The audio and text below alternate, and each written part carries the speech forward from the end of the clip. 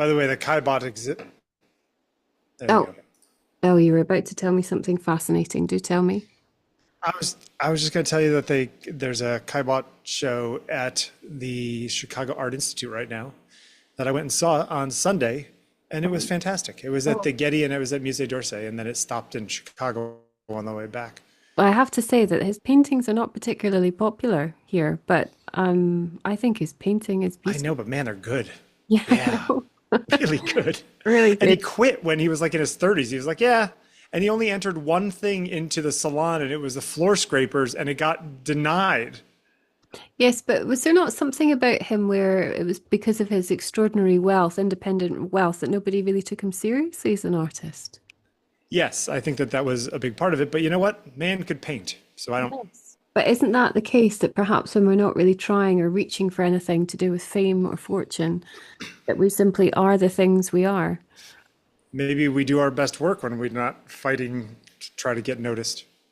Maybe. I mean, other people would argue that to have the motivation of being somehow desperate is is better, but I don't know about that. I think when I'm not seeking, Yeah. I'm doing better often. Anyway, Well, I will tell you, anyone in the Chicago area of America, go see the show because it was excellent. hmm, And I'm glad that I was there. Anyway, great. that's all. Oh, Welcome back, well, Sandy Robertson. yes, wow, what a few weeks this has been. Talk to me. We're talking about health, huh? We are, and actually, I want to just say that we have had our hiatus, our period of being away because of my ill health, and totally coincidentally, the day I was taken very ill, I had already prepared this. No. Yes, and it's most bizarre. So Well, this has been sitting waiting for, I think it's now 7 or 8 weeks. that's just uncanny. And I had prepared this both for my dialogue group at the studio and also for you for our Speaking of Seeing session. So I think somewhere along the way, we can see the title as Best of Health. I always get the sense in my body, the whole of me, when something's not quite right. And I wonder if this is what I chose for that week because I was already aware somehow and on some level that something was wrong. A sense of impending doom. I did have a sense of foreboding before the event. Um, but yes, I thought now all these weeks I've been thinking I can't wait to do this because I could tell the tale of how I didn't know but I knew that my health was not in the best of health and there was about to be a cataclysm. Anyway, a conversation with Bill Wadman, that's you, That's me.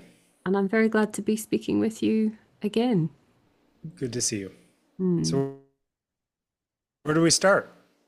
Well, first of all, I'm curious about how you think of your own health and what you think when I say health, that means.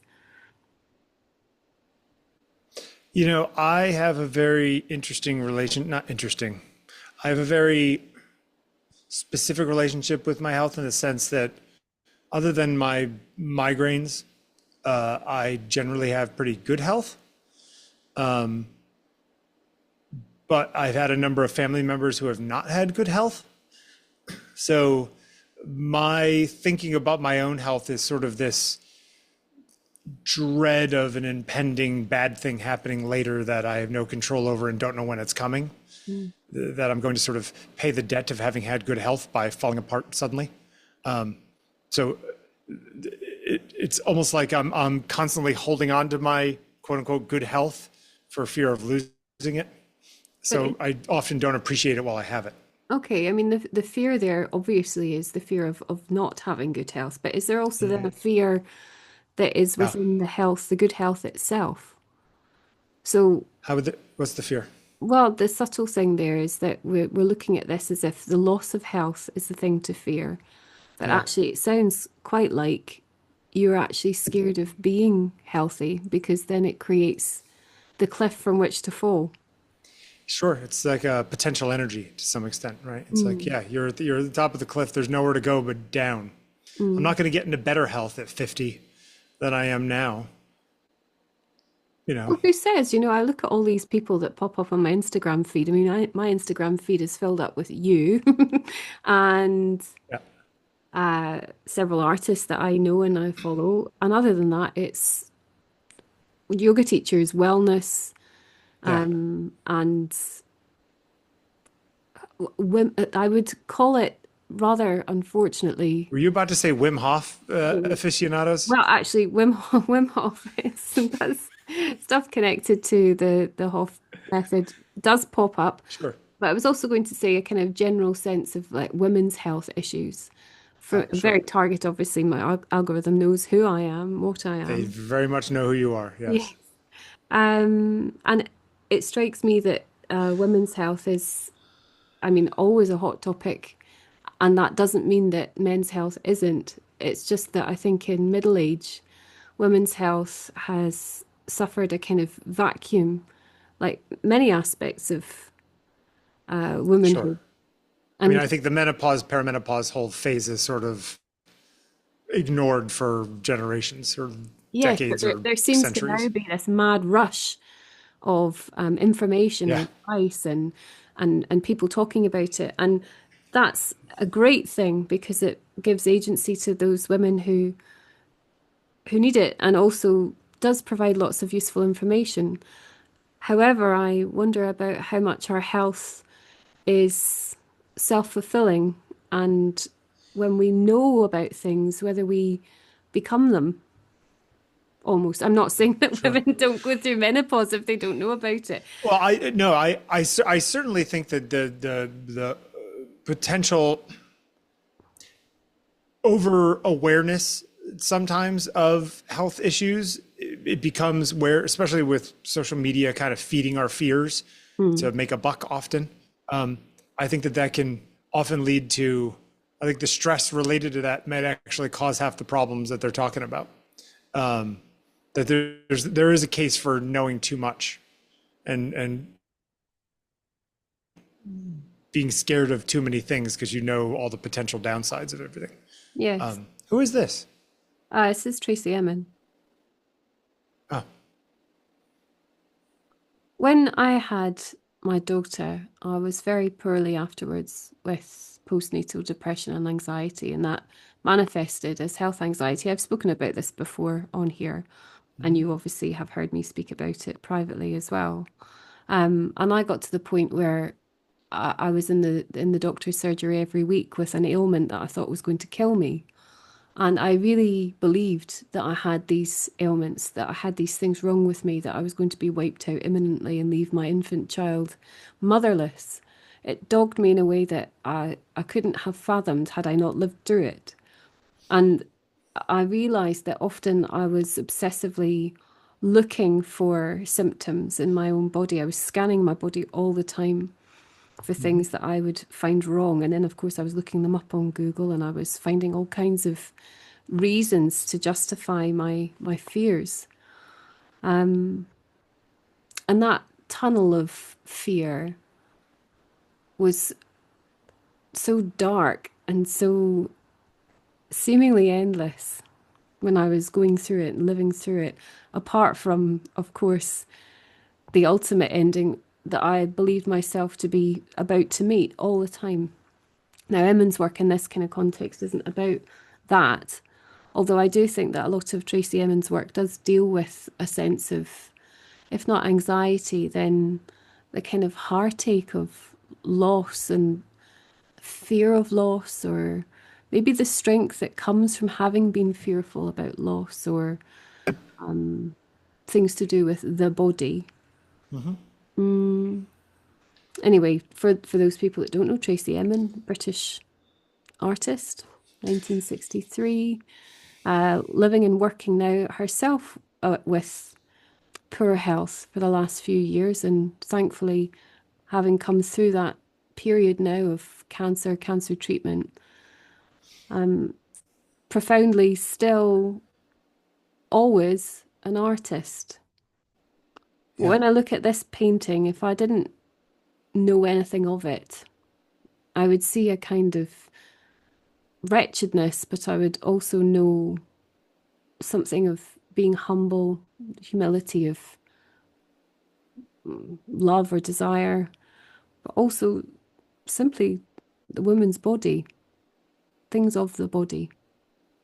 I mean, do you see the mind and the body as separate things, Bill? I see the mind as an extension of the body. An extension. I think the mind is an illusion. It's what we call the thing that our brain does in order to keep us alive. So hang on, Very our weird and reductive corporeal about it. selves are the only true self? Yes. Or can there be any self if only for the body? I don't buy that there is a soul or a mind separate from the organ that's inside of your skull. Mhm. Am I wrong, or do you disagree with that? Not that I disagree with it. I'm always churning about this. You know, it's really easy to fall into two categories of the body and the mind. I can also see someone like you who has had the sort of health things that you've had over your life and the way you think of things as almost like having a desire to separate the two, right? So that my body is not the limiting factor on what's going on. It's my mind can escape it somehow, or that they're separate. You know what I'm saying? I mean, I do know people, and I'm very close to uh, one person in particular who has had ongoing ill health for prolonged periods of their life, and their mind is the true powerhouse of their existence. It keeps them alive. The Sure. body might fail, but the mind is so Sure. powerful that it wills the life that will be led. Well, sure. I mean, there's certainly, the examples of the Stephen Hawkings of the world and stuff who were almost Mm. trapped inside of their bodies. Mm. Um, But there's something particularly here uh, also, though, about women's health and the woman's body, this peculiar vessel of strange things that happen. The intrigue that surrounds the female body, not just the body as seen from the male gaze, but the body as it is, the body unknown, actually, the body observed and looked at and fated and all those things, but the body that for centuries has been misunderstood, the woman's body. sure. But also then how that creates a kind of lustfulness for women's ill health. A lustfulness for women's ill health. Explain that. Well, I'm thinking again in context of the male gaze actually now, that, there's the kind of Freudian death, um, the Freudian death drive, Okay. the kind of obsession that we are always bound to desire death and destruction. The sense that Like a in, lemmings thing. did you see Like a Lemming? lemmings thing. Yeah. But there's also the sense Yeah. that there's nothing more attractive, and certainly the Victorians were testament to this, nothing more beautiful, sublime almost, than the young woman, the beautiful young woman dead or dying or somehow struck down. Yeah. We play into these tropes still, I think, without really knowing where they come from, what they are, why we do Sure. it. I think that we have a view of potential, like human potential as having inherent value.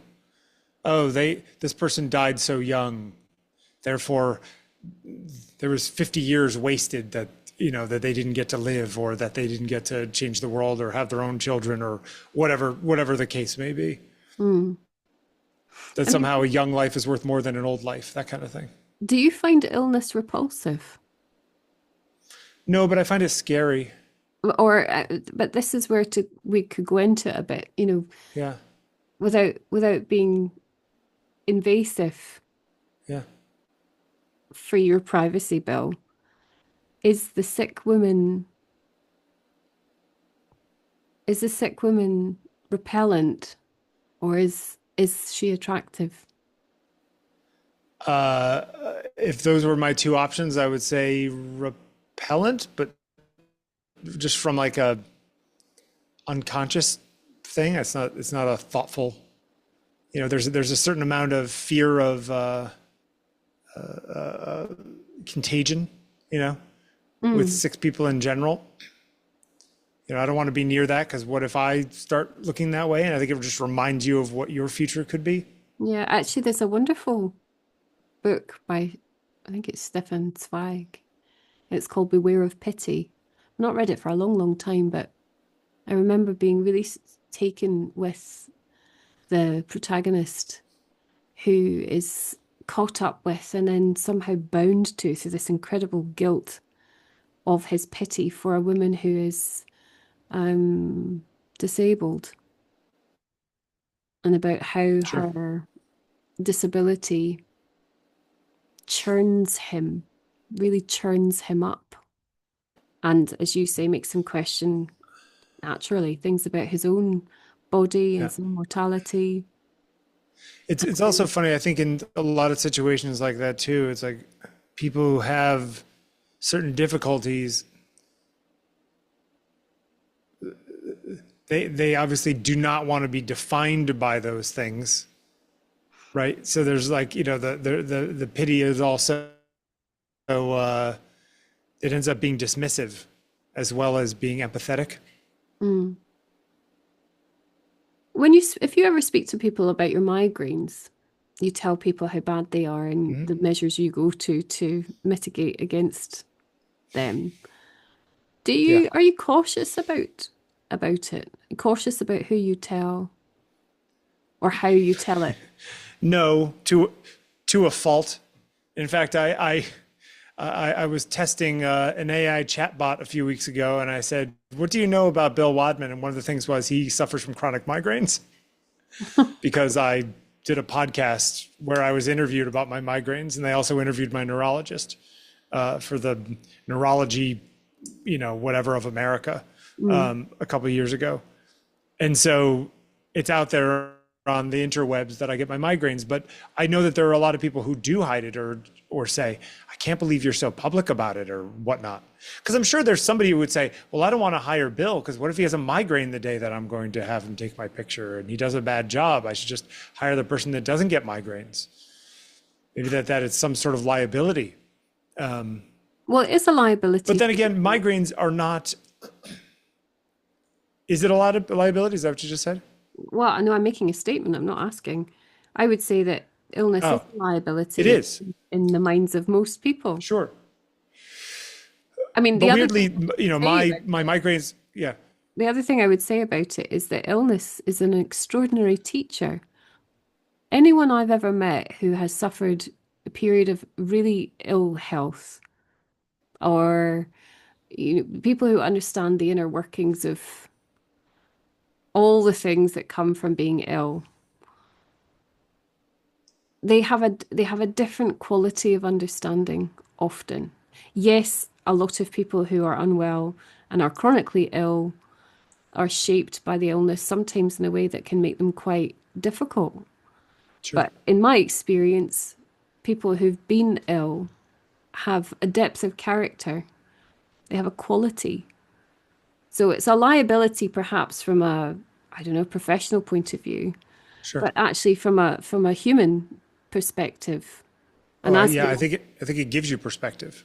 it does give you perspective. And Sure. I think about a couple of people you've mentioned to me, who you know who've been very ill, and the Yeah. extraordinary character that is built through the experiences of being unwell. I think that if you have some sort of illnessy kind of thing, and I mean, my migraines are serious, and I do a lot to mitigate that, and I deal with it, and I live my life, and things have improved a lot in the past few years because of different treatments that have come out. But you know, I think that my migraines aren't embarrassing either. I think there are illnesses that certain people would want to hide more than others. You know, Yeah, I mean, I know as a child, I found, and particularly as a teenage girl, I found it excruciatingly embarrassing to have an illness that, in my case, with Crohn's, made me have to go to the loo, made me, Right, you that know, kind of thing. Sure. that was just so embarrassing for me. And it's embarrassing now in my teaching life. You know, if I have to run off to the loo or something, I don't want to advertise that to people. So Sure. I have, for years, decades, worked out strategies for keeping that quiet, for Sure. hiding it. Mm. Anyway, I mean, the painting that's on the screen now is not about illness, but I put it here because I do think our culture has an addiction to women suffering. Was really my angle on this, but my own point of view now, coming at this 8 weeks after a seismic event in my own health, uh, has given me yet another perspective on it, which is simply that, our bodies are these extraordinarily strong and vital things, but they're so simultaneously vulnerable, fragile, I and was as you I was said already, not to be taken for granted and not to be complacent about good yeah. health if we have it. I will tell you and I'm not much older than you, but I'm a little older than you. It's like there's certainly a sense of I don't want to wait to do things because I'm also waiting for the other shoe to drop for my health. You know, it's like, oh, I could wait 5 years and write that book. It's like, well, I might not be here in 5 years. I have no idea. And so, which I never really thought that way at 30 or 25. I also, two things about this painting. One, when you first put it up for the first 3 minutes, I didn't even see the figure. I just saw an abstract shape. Mm.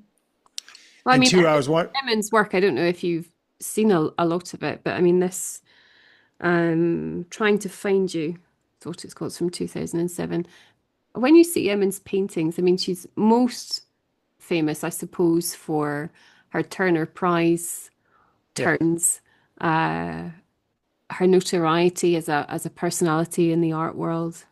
Hmm. Um, but things like the bed, her bed, or my bed, as it's called. And there's the tent one, right?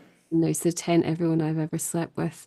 All these amazing things, installation sculptures, ideas that she's given back to us, things that are so ordinary for most of us, yet extraordinary. Our relationships, who we care about, how we receive our grief or our desire, our lust, our passion, whatever it is. But this painting really strikes a chord because it's not just to me, and this is now as a viewer taking out the artist if I can and seeing myself entirely reflected back. This is not the lustful body of uh, a lover. It's the body of almost like a prayer or something that's Yeah. looking. Yeah. So You could see it as, yes, somebody sort of prostrate to something, or you could see somebody sort of bent, hunched over in pain or something, right? You can go either way. yeah, I I mean, was I was wondering, since it was hers, if it was something crazy like, it was the red is blood or something like that, but that's not the case. well, I mean, it's not a leap, is it, to say that. No, that's what I was figuring that's where it was going, but if you don't know any other, then I'll let it be. I mean, this all now, again, I would like to just qualify again the work that we're looking at, the ideas that we're thinking about are old. This presentation was made 8 weeks ago, Yep. and I've come back to it tonight so that we can speak together. And it has completely changed over the course of the last weeks how I think about what we're looking at, what we're investigating. I put this in because to me it's a very valuable lesson. It is no measure of health to be well adjusted to a profoundly sick society. It's paraphrase from one of Krishnamurti's teachings. But I do think that there's something in it again about how we manage how we are to create who we are, really. And Well, also, do we have any alternative? well, it's also, I suppose, about how our awareness of what's around us makes us. And, it's another Krishnamurti paraphrase, I suppose. I'm the world and the world is me. If I'm sick, you mentioned earlier this thing about, like a kind of contagiousness. If I'm Sure. sick, am I making the pool around me toxic? I think it's interesting. It's like when, let's say you're pregnant and you look around and everyone has babies or they're pregnant, or you notice that, or you're sick and you notice all the people coughing or whatever on the trains and whatnot. Yeah. It's interesting to me, but if you're in a good mood, you completely ignore the couple that's screaming at each other on the corner and you just think, oh, whatever, they're having a bad day. But if you're in a fight with your own partner, you feel that in a very deep way. So it's almost like the colored glasses that your brain puts on to see whatever it is based upon your own state. And I think if you have your own health going on, it certainly can change your perception of the world, how you're feeling. I mean, there's lots of examples in art, isn't there, of people who've recorded their illness, Yeah, who've sure. manifest the illness or ailment they have. Them wasting away or however, daily portraits, that kind of thing. Yeah. There's also a long legacy of people making work that's intended to heal. Yeah. And actually, I would say that in human history, art history, as in ancient art history, we've got more evidence of people attempting to heal or heal others through their art making than we do people recording their ailments. Sure. So I think there's a desire to escape your own bad health by sort of being hopeful about other people's, making them appreciate their health while they have it, kind of thing. yeah, I mean, this is at St Mary's Hospital in the Isle of Wight, which is not far from me here, and it's Lilane Lign, the first kind of the sort of pioneer of kinetic sculpture. Right. And I think about going to hospital and what do I see? Do I see this fantastical, colorful koan? And of course, that's a play on koan, which is the Buddhist question Yeah. that we might ask of ourselves, something that creates doubt or gives us a space for meditation. When I look Yeah. at something like this, I don't think of illness. But public art like this, or art that's installed in places of healing or a place of illness, is an Yeah. interesting choice, because I'm certain that the artist wouldn't have intended this to be a superficial distraction just. I mean, but you're putting a value judgment on that, right? That why is it superficial just because it's in front of a hospital? No, I'm saying more that it wouldn't just be that it's Oh, I something see. fun to look at. Got it. There's something else in it. I mean, even, There's go ahead. no, you go.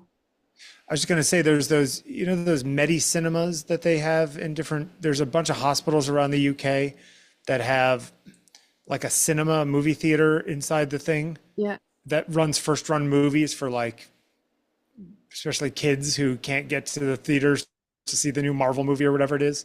My buddy Simon Hickson runs one of the ones down in Westminster. And it's just kind of amazing. It's like bringing art in to remind the kids that are there, especially who are sick, that, there's a world outside of this.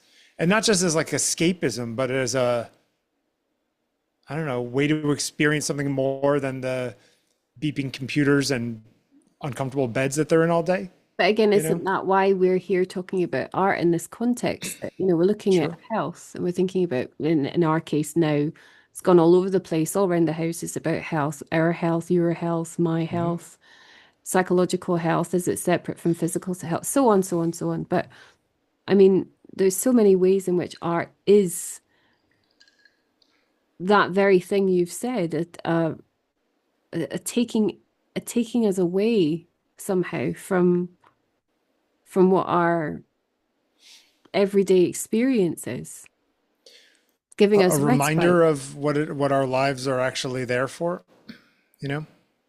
Well, it's a Like flip these, coin, actually. It could be for respite, couldn't it? It could be a break from the sure. mundane, or it could be an affirmation of how beautiful the ordinary is, maybe.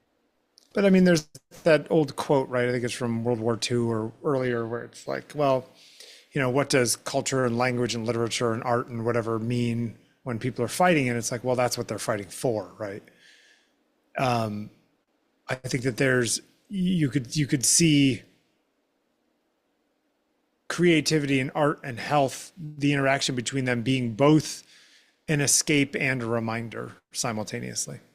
Do you think that you could heal yourself through taking your photographs? I can heal my mood by doing it. So yeah. But isn't that curious now that you're saying you can heal your mood? If you're healing your mood, does that mean that you're healing? Or I am distracting myself. Hmm. My sister goes once a week to Southampton Hospital, big hospital on the south coast, not far from here, with her dog Rory. And he is a specially trained hospital dog. Goes Yeah. into children's wards and spends time with very sick children. Oh, I love that. Is Rory a cute dog? I want to hang out with Rory. I'll send you pictures. Okay. Um, my sister's kindness and compassion extends through Rory. Rory is a lovely dog, and brings incredible joy and comfort and simply love. Yeah. I'm not likening Rory to the cone at St Mary's Hospital in the Isle of Wight, or maybe I am. It's okay either way. Hmm. Anyway, last thing for us to look at. I mean, I don't know if you know much about Khadija Saye, I don't know that I do. photographer who was on the up, on the rise. Her life was cut tragically short. She died in the Grenfell Tower fire in London. I don't know if you know much about that stateside, but we had a dreadful, dreadful disaster in a tower block called Grenfell Tower in London. Um, Okay. What year was that? Tens of families. Oh gosh, would it have been 2019? I can't remember. I need to look it up. The cladding basically went on fire in a way that meant that people were being advised to stay in their homes on, like the 10th floor, and it was just hopeless getting them out in the end. Um, but anyway, she was there. She lived there with her family, with her, I think her siblings, mother maybe. But she was, as I said, on the rise in the art world. 2017, not 2019. Um, and she made a series of photographs that looked at heritage and culture and women.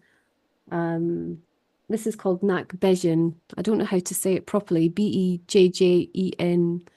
Uh, and it is from 2017, so not long before she would have died. It means cow horn. These kinds of photographs are dealing with ancient practices of healing and of women's medicine and things from what would have been a Gambian heritage, uh, and also very, we might say, old-fashioned or traditional printing Hmm. methods for the photographs. Yep. We often see lots of flowers in abundance, portraits, women seated, women with partially obscured faces, hands on, those kinds of things. And this work, or Saye's work, does often make me think of a kind of sacred healing somehow. And again, sorry to be so binary, but in a very female context, like women's work, the midwives, the witches, the people in our history who've been thwarted, but who have ultimately saved us or brought us some kind of gift of health. Also, women treating women, right? It's like sort of this in the shadows kind of thing to some extent, historically. I'm just going to read something that Saye said. So she was talking about Bejjen, meaning cow horn, which is a practice used by Gambian healers to draw impurities from a person's body. And Saye commented that whilst exploring the notions of spirituality and rituals, the process of image making became a ritual in itself. Sure. And this is why I'm asking you, Bill, about when you make photographs, are you healing? It's for me, it's being with the people that's healing, not making the photographs. It was interesting. She went on to say, within this photographic process, you surrender yourself to the unknown. Yeah. So I wonder if in the unknown is all our healing. We think we're so smart with our medicine, but I wonder about healing. There's a difference to me between fixing a health problem and healing. And healing someone? What's the distinction? Can you try and answer it from your perspective? I think healing involves more perception. It's I have a feeling that I'm being healed, or I feel better, rather than necessarily whatever was ailing me is fixed. Yes, I mean, to me, It's subjective rather than objective. but also there's a depth to healing. Yeah, yeah. I mean, as we say, like, you were asking me if me taking photographs, is healing. It's like, well, in some ways, yes, it keeps me from going insane. So it heals my depression. But at the same time, it's not fixing my depression. Isn't it interesting that you call it your depression?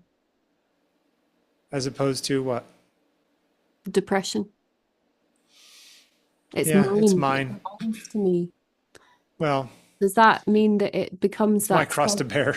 But I understand, but Yeah. does it also mean that you, again, this It's part idea of me. self-fulfilling almost? Sure. That I can't get away with it, get away from it, even if I tried. Well, that there's a kind of compensation for the ego in claiming it. Sure. Yeah. Maybe I want to claim it as some way to control it.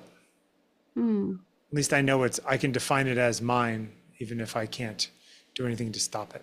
And just to finish, I have a very close friend, someone I've been with such a lot for the last 20-something years. And I don't know for sure, but I'm going to assume that amongst only a very few other things, she would say that drawing is her medicine.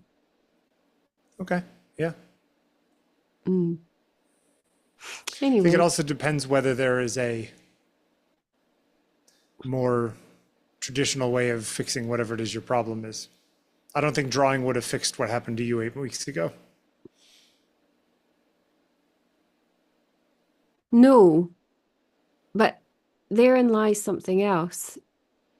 I don't want to blame myself for something that I can't claim was within my control.